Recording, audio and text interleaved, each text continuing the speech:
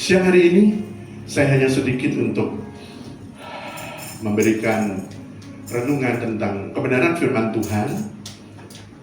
Ayat ini begitu populer Bapak Ibu ya, dan saya hanya mengambil satu ayat karena pada khusus ibadah hari ini saya ingin berdoa. Kita boleh berdoa bersama siang hari ini untuk Bapak Ibu Saudara. Tuhan gerakkan saya untuk saya boleh berdoa untuk setiap pribadi, lepas pribadi, jemaat yang hadir siang hari ini maupun yang belum berkenan bisa hadir, untuk pelayanan kita, untuk pekerjaan kita, untuk keluarga kita, masa depan kita. Siang hari ini kita nanti akan bersama-sama untuk berdiri bersama di depan. Saya akan berdoa untuk Bapak Ibu Saudara. Namun siang hari ini kebenaran firman Tuhan saya sampaikan di dalam satu tema adalah Allah turut bekerja. Bapak Ibu,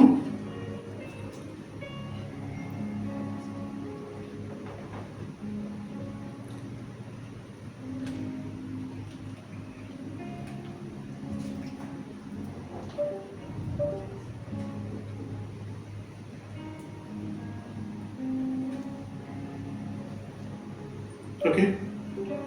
Makasih Pak Des ya. Ini adalah ayat yang begitu familiar ya Bapak Ibu. Silakan ambil Alkitab digital Saudara. Kalau Saudara membawa Alkitab yang tertulis, Bapak Ibu juga silakan buka. Dan saya berharap bahwa Alkitab Saudara ini hanya berguna pada kesempatan seperti siang hari ini saja. Saya berharap dalam setiap waktu engkau mengingat akan kebaikan Tuhan, maka saya berdoa Bapak Ibu Saudara akan begitu akrab dengan Alkitab Saudara. Baca firman setiap hari, baca firman 1 ayat, 2 ayat setiap hari, karena itu yang dikehendaki Tuhan, supaya kita boleh bersama bertumbuh di dalam kebenaran. Bapak Ibu, Roma 8 ayat 28. Beginilah dan demikianlah firman Tuhan, saya bacakan untuk Bapak Ibu. Kita tahu sekarang bahwa Allah turut bekerja di dalam segala sesuatu untuk mendatangkan kebaikan bagi mereka yang mengasihi Dia, yaitu bagi mereka yang terpanggil sesuai dengan rencana Allah. Saya mendapatkan satu terjemahan di dalam versi King James, Bapak Ibu ya. Mungkin kalau saudara nanti bisa membukanya di dalam versi bahasa Inggris, sebenarnya lebih mengena ya, karena ada satu bagian yang saya benar-benar inginkan ini ada dan bisa saudara renungkan. Demikian dikatakan di dalam versi King James untuk Romans 8 ayat 28. And we know that all things work together. Nah ini ya, work together for good for those who love God, who are called according to His purpose. Jadi satu hal yang benar-benar saya tekankan di sini adalah all things work together for good for those who love God. Jadi di sini penekanannya Bapak Ibu di dalam sini ada kata-kata work together. Apa itu work together? Bekerja bersama, bekerja bersama-sama. Kalau saudara di dalam kehidupan rumah tangga, kalau saudara di dalam tim, di dalam pelayanan, dan apapun yang saudara kerjakan, kalau dikerjakan bersama-sama lebih enteng nggak Bapak Ibu? Tentu ya. Kalau semuanya single Bapak Ibu, semuanya menjadi one man show, sehingga sampai pagi-pagi masih belum sempat pakai celana panjang, sudah diminta untuk nganter ya ke panti asuhan Mas Heri ya. Pagi-pagi Mas Heri juga sudah waduh bawa macam-macam masih pakai celana pendek Bapak Ibu. Tapi saya percaya pada saat kita bersama-sama, not work alone, tapi adalah work together. Tapi siang hari ini ada yang luar biasa. Karena saudara work together-nya untuk menghadapi hidup saudara tidak alone sendiri, tetapi work together with God. Bekerja bersama-sama tapi dengan Tuhan. Kira-kira sesuatu yang wow enggak Bapak Ibu? Sesuatu yang luar biasa ya. Betul ya? Misalnya pada suatu saat Bapak Ibu Saudara ada keluarga kita yang sakit. Misalnya Bu Yeni gitu ya Tante, Kemudian telepon ke saya, mungkin Pak Joko punya waktu untuk datang. Kalau kira-kira saya datang, saya kemudian mendoakan, kira-kira senang tidak? Senang sekali. Setiap ada pergumulan kita ikut doakan, senang sekali. Ada satu kerinduan untuk keluarga kita, untuk boleh lebih dekat sama Tuhan. Kita doakan, kita dukung, senang sekali. Jadi kalau siang hari ini, di dalam ayat Roma 8 ayat 28 ini, Bapak Ibu, kita ada dalam satu kata kunci, adalah work together with God. Adalah bekerja bersama-sama dengan Tuhan. Mari kita akan teliti, Bapak Ibu, untuk memperhatikan ya, terkait dengan beberapa ayat yang terkait di dalamnya. Ayat ini ada beberapa hal yang menjadi bagian-bagian kecil. Saya akan sederhana saja untuk melakukan telaah ya Bapak Ibu, tapi ada satu hal yang menjadi penekanan sesungguhnya atas ayat ini.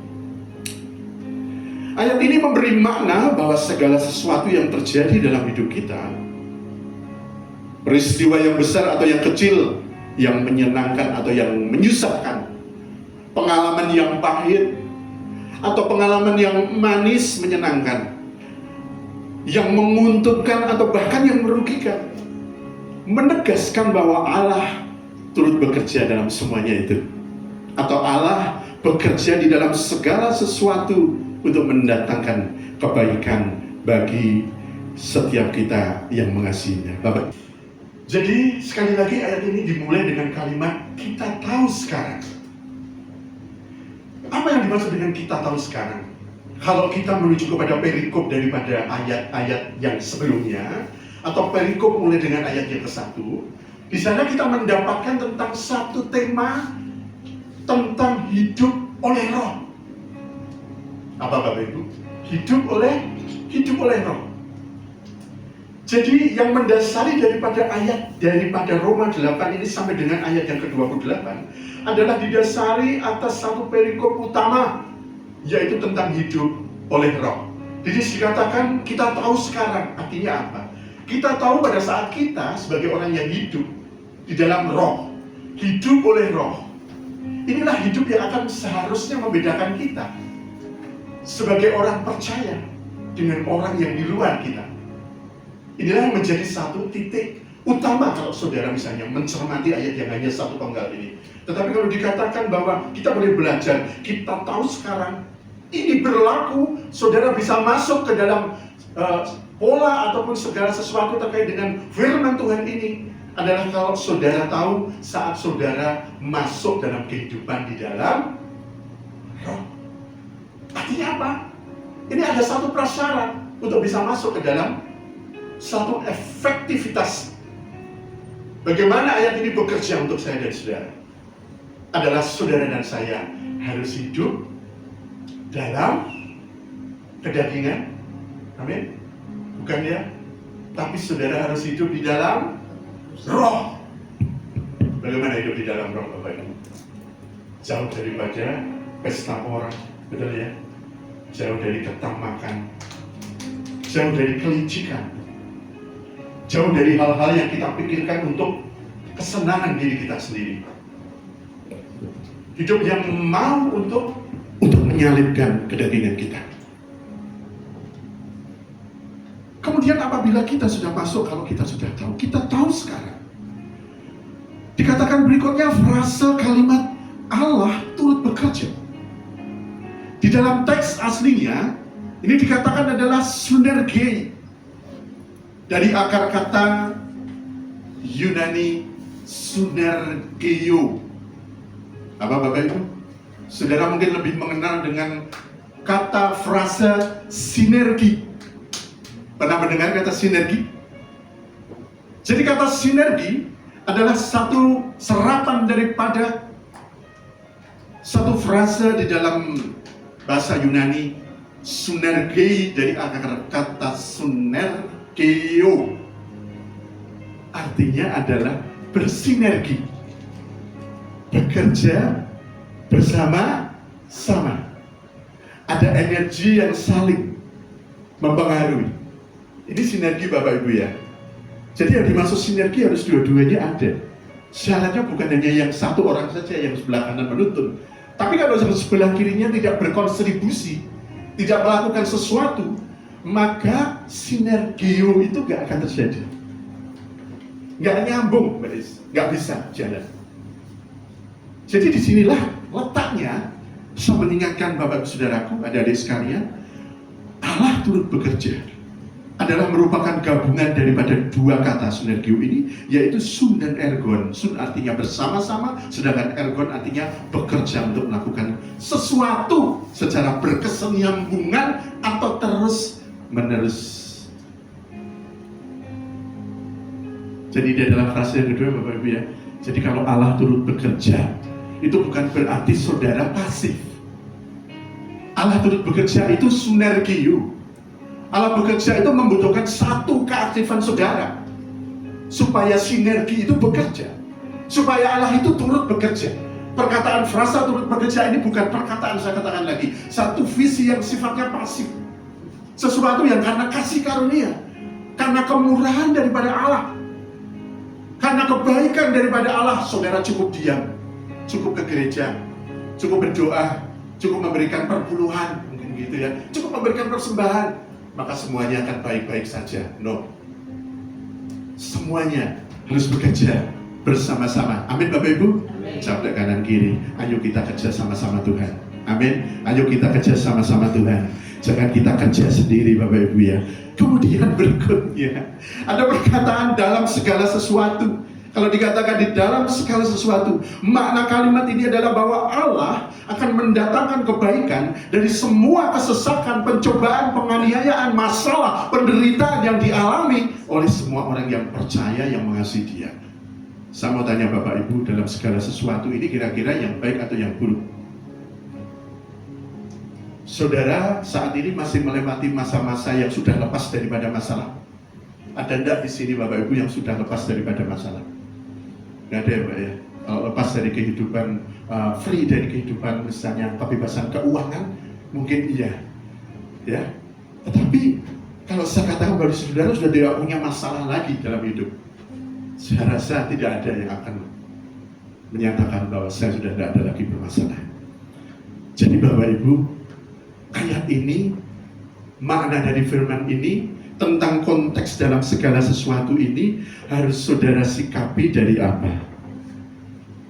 Dari segala sesuatu apapun yang terjadi di dalam hidup saudara, baik itu yang baik maupun yang saudara rasa sesuatu yang tidak mengenakan, sesuatu yang tidak mengenakan di dalam kehidupan saya dan Bapak Ibu.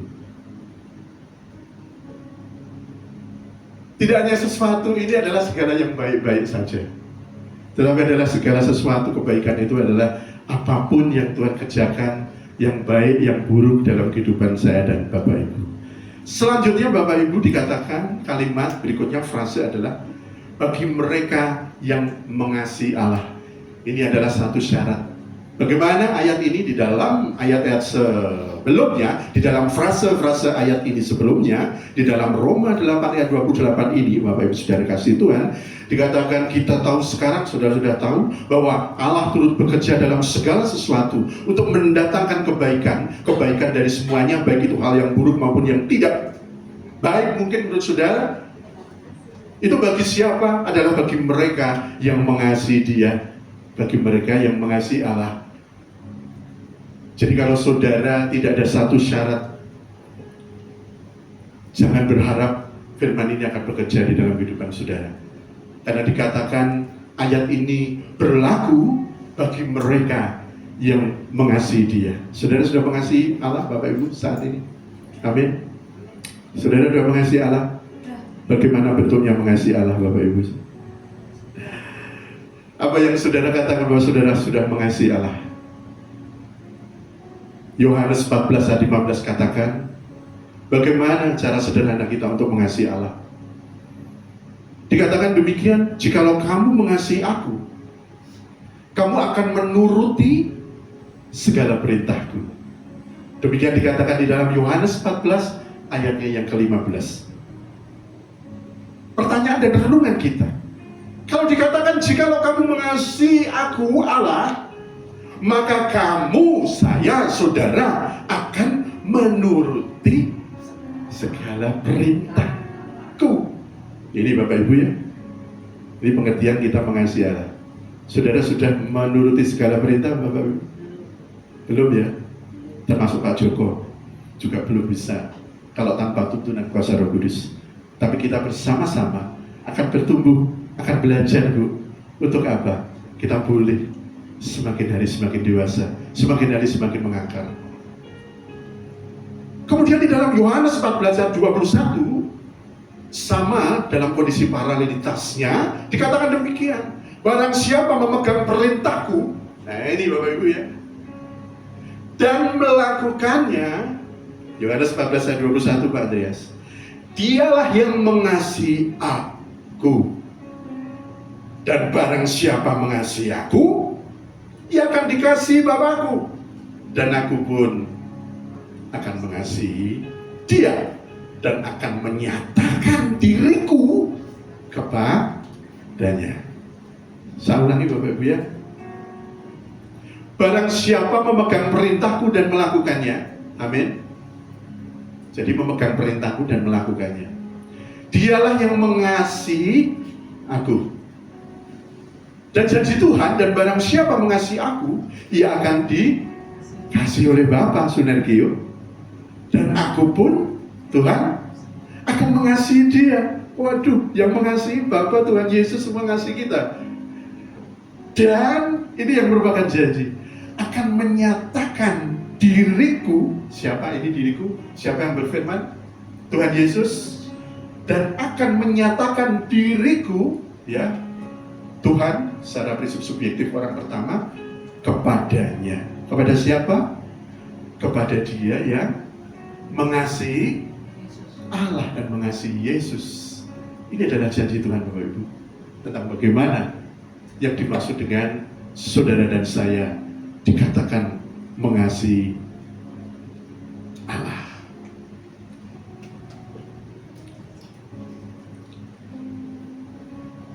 Pada waktu pada waktu akhir-akhir ini, mungkin kalau saya tadi dikatakan Pak Joko mau kesaksian, ya mungkin sedikit siang hari ini pun saya memikirkan untuk memberikan pengalaman hidup saya sedikit saja terkait dengan tema pada siang hari ini. Bagaimana Allah itu turut bekerja dalam segala sesuatu untuk mendatangkan kebaikan bagi dia yang mengasihi Allah dan terpanggil sesuai dengan rencana Allah. Ada satu kisah Bapak Ibu, ini adalah kisah nyata ya. Dan mungkin kisah ini akan lebih aktual ataupun lebih realistis ya. Karena ini terjadi pada sekitar tahun 2019 lalu. Kisah ini mengisahkan seorang anak kecil yang berusia kala itu 7 tahun Bapak Ibu, 6-7 tahun. Dia bernama Tani Tolua Adewumi. Kalau namanya seperti ini kira-kira dari mana? Ada yang tahu? Ada adik Bapak Ibu? Ada adik tahu nggak? Lara tahu? Jemlin tahu? Orangnya aja kalau lihat orangnya kira-kira dari mana nih orangnya? Mbak Is? Dari mana? Dari China? Dari mana? Ini ada yang itu keras sekali. Mas Bayu, dari mana Mas Bayu? Dari Jepang. Baik. Kuliahnya di mana Mas? Ya, di UKS ya. Mungkin nanti kapan-kapan saya tak berkunjung ke sana. Ada satu mahasiswa Bapak Ibu. Apakah kemarin tidak dites untuk buta warnanya? Kenapa? Ini lihat anaknya seperti ini yo, gelap yo. Ini loh, anaknya sini gede banget. Dari mana kira-kira Vincent? Dari Ambon. Dari Ambon. Bener, ini kayak gedang Mbak ya. Dari Ambon katanya. Bener juga ya. Ini orang ini dari Afrika. Itu mungkin yang paling umum ya. Tapi saudara tahu dari mana dia? Lebih khusus, ini berasal dari satu negara kecil yang miskin di Afrika namanya Nigeria. Oke ya? Nigeria. Saudara pernah kenal atau mungkin pernah tahu negara Nigeria? Pasti tahu dong, karena dia meskipun negara kecil miskin, tapi sepak bolanya maju. Karena dia pernah beberapa kali ikut Piala Dunia Bu. Indonesia yang kaya raya, Sekarang baru berjuang untuk Piala Dunia. Mengapa kita nggak maju di Liga Indonesia-nya? Karena Indonesia lebih maju dengan Liga korupsinya. Ya, kemarin kan Liga korupsinya paling hebat. Dan Indonesia negara paling korup di dunia, Bapak Ibu. Paling maju. Tapi Nigeria melahirkan seorang anak yang bernama Tani Tolua Tani Adebumi. Pada saat 6-7 tahun. Dia seorang Kristen yang taat. Saudara tahu, di Nigeria ini ada satu kelompok teroris yang berafiliasi, Mas, dengan ISIS. Saudara tahu namanya Boko Haram. Nah ini, saudara tahu ya, ini kalau lihat lambang-lambangnya dari mereka berpakaian dan benderanya, waduh sudah pasti. Kalau bendera ini ada di sumber, Mas, pasti Mas Hari kalau mau beli sate babi sudah nggak mungkin bisa. Sudah pasti rumahnya harus dijaga banyak orang dulu baru bisa makan. Ini coba kita lihat. Ini adalah teroris yang bernama teroris Boko Haram. Saudara tahu teroris ini benar-benar menganiayakan orang Kristen di sana, Bapak. Next, Pak Andias. Kita akan melihat ini orangnya seperti ini ya, kira-kira ya. Sudah tahu ya, kira-kira mereka terafiliasi dalam paham seperti apa. Mereka adalah kelompok garis keras yang paling ditakuti di Afrika. Sudah ada tahu? Ini adalah mayat-mayat daripada orang Kristen. Ngeri ya Bapak Ibu ya. Ini adalah orang-orang Kristen. Mereka dicari, mereka dianiaya, mereka dibantai, mereka diteror, mereka ingin dilenyapkan. Ini yang terjadi di Nigeria. Jadi kalau saudara saat ini boleh duduk bersama dengan saya, habis itu kita bisa pulang sambil bisa makan soto atau makan empek-empek. Kita ini begitu bersyukur Bapak Ibu. Dari sekalian. Apa yang saudara ketahui dari anak ini?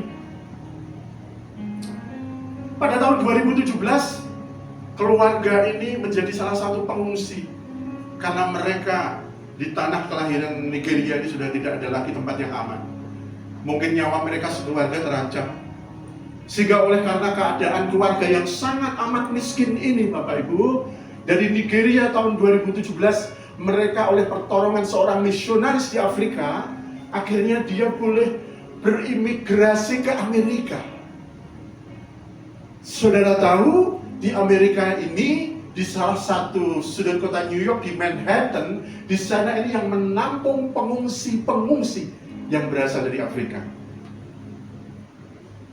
Akhirnya keluarga kecil yang miskin ini diterima di lingkungan camp pengungsi di Manhattan, New York pada sekitar tahun 2017 akhir. Sebagai seorang pengungsi, apa yang mereka punya Bapak Ibu saat itu? Tentu apa yang saat ada di Afrika mereka tinggalkan. Dan tinggalkan apa? Enggak punya apa-apa, mau ditinggalin apa? Mereka bisa membawa nyawa dan tubuhnya saja, mereka selamat sampai di Amerika sudah puji Tuhan, haleluya. Tidak ada lagi pengharapan mereka mau jadi apa, mau seperti ini, mau buat seperti itu, nggak ada lagi ya. Mau bikin misalnya kita outlet apa-apa sudah nggak mungkin. Dan dibikinnya nyawanya aja udahlah, sampai di Amerika dia merupakan satu kehormatan. Saudara tahu, keluarga miskin ini dibawa Tuhan oleh satu keadaan yang tidak mengenakan, Pak Isi. Kemiskinan, nyawa, mereka sangat dipersekusi dalam kehidupan iman mereka. Dan mereka menangis sepanjang perjalanan. Namun saudara tahu, saat ada di tanah seberang di Amerika, ternyata ini cara Tuhan untuk membawa keluarga ini untuk datang di Amerika. Karena pada usia 8 tahun, si anak kecil ini mempunyai bakat yang tidak terduga. Karena anak ini, Bapak Ibu, oleh prakarsa daripada gereja, di sana ada beberapa bentuk kegiatan untuk membuat mereka mempunyai kesibukan di samping ada kegiatan-kegiatan rohani. Tani Tolua Adewuni, dia ternyata menemukan satu minat pada bidang catur, Mas. Tetapi untuk bisa mengikuti pelatihan ini memerlukan biaya yang cukup mahal. Dan keluarga itu tidak mampu untuk membayarnya. Pada akhirnya, ibunya kemudian menemui pengelola daripada pelatihan catur ini, sehingga si Tani yang kecil usia 8 tahun ini boleh bisa dibebaskan untuk membayar. Dan saudara tahu, anak ini dibawa ke Amerika untuk menjadi kebanggaan Amerika yang ajaib. Karena pada usia 8 tahun dan belajar catur hanya 1 tahun, dia kemudian diikutkan untuk satu kejuaraan di tingkat negara bagian Amerika Utara. Dan anak ini dalam waktu 1 tahun saja mampu mengalahkan 73 anak yang lain. Padahal anak-anak yang lain tentu adalah anak-anak yang lebih terjamin. Mereka anak-anak dari berbagai ras, bahkan orang-orang Amerika sendiri. Mereka yang punya orang tua yang mempunyai apapun untuk anak mereka maju. Tetapi Tuhan itu luar biasa. Anak ini kemudian pada tahun 2019 menjadi juara dan dia menjadi the champion. Dia menjadi nomor 1 pada saat kejuaraan yang terakhir dan dia menduduki peringkat 27 secara nasional. Ini adalah prestasi yang luar biasa, Bapak Ibu. Dan dalam waktu sekarang Tani Toluwa Adewumi sedang mempersiapkan dirinya untuk dia dapat menjadi Grandmaster yang termuda di dalam sejarah. Dan kehidupan dia di Amerika membawa satu perubahan yang besar dalam hidup dia dan seluruh keluarganya. Akhirnya dia mendapatkan kelimpahan dalam program GoFundMe. Ada beberapa donatur yang memberikan dia satu apartemen, memberikan dia dari ayahnya yang sebelumnya adalah pekerja Uber. Kalau di sini mungkin ojol, mobil, car. Memberikan dia mobil, dia mendapatkan satu apartemen, namun dia hanya tetap untuk meminta atau mengambil kesempatan apartemen yang dekat dengan sekolahnya yang dulu memberikan dia kesempatan. Tahukah Bapak Ibu, dari semua penghasilan dia sekarang, dia memberikan 10% untuk gereja. Dan setiap bulan dia menyisihkan hampir 200.000 US dollar untuk membantu pengungsi-pengungsi Afrika lain yang saat ini mereka ada di dalam kehidupan yang susah di Amerika. Bapak Ibu, saudara yang dikasih Tuhan, pernahkah saudara ada dalam situasi seperti ini? Mengapa saudara sekarang hidup dalam keadaan yang seperti sekarang ada?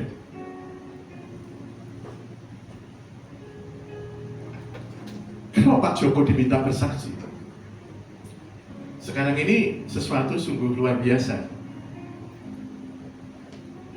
Saya tidak pernah mengira bahwa saat ini saya boleh ada dan berdiri di mimbar ini, Mas Adi.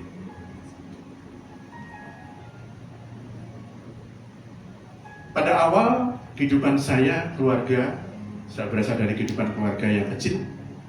Karena Bapak Ibu saya pun juga seorang pegawai negeri, tapi pegawai negeri yang kecil, Bapak Ibu ya. Sehingga sangat terbatas juga saya bisa mendapatkan semua fasilitas. Dan kebetulan saya ini anak tunggal. Saya nggak punya saudara. Sehingga dalam kehidupan pribadi saya harus bertumbuh sendiri. Dan pada suatu saat, saya punya satu kerinduan, Bapak Ibu. Pada saat saya sekolah, saya sebenarnya ingin berlatar belakang, saya ingin jadi dokter. Itu yang utama. Iya, Mbak Is. Pak Joko dulu sekolahnya milih biologi A2. Harapannya kepingin jadi dokter. Tapi yang terjadi apa? Pada saat saya dalam keterbatasan mendaftarkan di perguruan tinggi, dari semua pilihan yang 3 saya diterima di pilihan yang ketiga. Karena di pilihan kedokteran dua-duanya di atas saya nggak diterima. Tapi saya diterima di Fakultas Hukum satu universitas yang membanggakan juga. Karena saya pun juga diterima di Universitas Gadjah Mada. Ini satu hal, meskipun demikian saat itu saya nggak punya ucapan syukur, Mas Andi. Karena saat itu saya merasa masa depan saya sudah runtuh. Karena saya nggak jadi dokter. Pilihan saya ketiga jadi sarjana hukum, Tuhan itu mau seperti apa mau bawa saya. Tapi setelah melalui satu perjalanan, mengapa demikian itu terjadi dalam hidup saya? Di dalam keahlian dalam fakultas hukum ini menempa saya untuk mengasah. Dan sekarang tahu, karena di dalam bidang yang saya geluti harus banyak public speaking, Pak. Saya dilatih untuk dapat berdiri di banyak orang dalam kondisi mempertahankan satu argumentasi permasalahan dalam bentuk pekerjaan yang dalam tekanan, dan saya harus bisa melakukan banyak sekali latihan terkait dengan mental ini. Saya tidak tahu Tuhan yang akan mau bawa kemana, mau dijadikan apa. Tetapi yang saya ketahui bahwa hal yang bagi saya mengecewakan, hal yang bagi saya sesuatu yang sudah membuat masa depan saya menjadi suram. Kini saya tahu bahwa perjalanan hidup saya yang dulu saya katakan mengecewakan itu ternyata adalah rekaan yang menjadikan saya dalam panggilan yang sekarang ini Bapak Ibu lihat dalam diri saya. Dan ternyata satu cita-cita yang tidak pernah saya bayangkan itu bagi saya pribadi sekarang memberikan saya tanggung jawab yang sangat amat besar Bapak Ibu, dibandingkan apa seandainya dulu Pak Joko benar-benar jadi dokter. Kalau sahabat Joko jadi dokter, kira-kira saudara bayangin seperti apa? Kira-kira nek cacilik mau yang aku tambah mari apa malah tambah panas? Ya Mbak Is, jangan gitu loh Mbak. Dia ketawa. Nek orang tua, Mbak delok dokternya, tiba-tiba dokternya kayak ini malah neratap Bapak Ibu. Meriang. Bener Tante. Jadi aku ya tak pikir, aku nih seandainya kau yang ini bisa jadi dokter, tapi malah tak pikir pasiennya ya sok girap-girap ya Bapak Ibu. Cacile ya malah setek, malah panas, malah jadi bablas. Makanya saya jadi tahu kalau siang hari ini Bapak Ibu, saya sekarang ada dan berdiri, dan ini saya saksikan untuk Bapak Ibu Saudara semuanya. Dan ini mungkin hal yang sama terjadi juga di dalam hidup Bapak Ibu. Tapi siang hari ini saya mau ambil kesimpulan tentang makna daripada Roma 8 ayat 28 ini Bapak Ibu. Kalau hari ini, saat ini saudara ada di dalam keadaan apapun, segala sesuatu, entah engkau katakan ini satu kebaikan atau bukan merupakan satu kebaikan, penilaianmu, tetapi percayalah bahwa siang hari ini Tuhan sudah membawa saya dan saudara, karena Allah turut bekerja di dalam segala sesuatu yang saudara katakan saat ini. Jalani, kerjakan, lakukan, karena semuanya akan mendatangkan kebaikan bagi saudara yang saya, yang mengasihi dia, yaitu bagi mereka yang terpanggil sesuai dengan rencana Allah. Amin.